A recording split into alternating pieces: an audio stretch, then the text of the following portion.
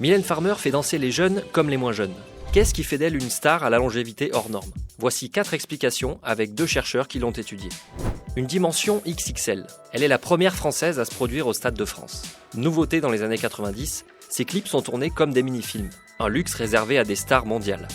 Pourvu qu'elle soit douce, c'est quand même 18 minutes de clip, 3 millions de budget. Ça n'était jamais arrivé en France. Des clips qui sont d'abord montrés au cinéma en avant-première avant d'être montrés à la télévision. Les chiffres sont eux aussi XXL. 7 disques de diamant et 30 millions de ventes. Avez-vous l'impression qu'il restera quelque chose, qu'on se souviendra des chansons de Mylène Farmer dans quelques années? Ça, c'est une question à laquelle je ne saurais pas répondre. Enfin, la culture du mystère.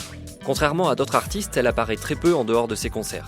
Elle disparaît depuis le départ. Elle travaille même, on pourrait dire, sa disparition. Elle a toujours dit que le jour où elle n'aurait plus rien à dire, elle s'arrêterait. On a aussi très peu d'infos sur sa vie privée. Le principe de la communication minimale est d'ailleurs repris par PNL ou les Daft Punk, par exemple, même si chez Mylène Farmer, tout ça ne répond pas forcément à une stratégie. Elle dit d'emblée que ce faux semblant de la présentation médiatique la dégoûte et la met mal à l'aise. Mais ça ne dit pas d'elle que sa disparition est une manipulation de ses fans ou de sa carrière. Pour approfondir le sujet, c'est là que ça se passe, et pour retrouver les 2 autres ingrédients de sa recette du succès, c'est sur notre compte.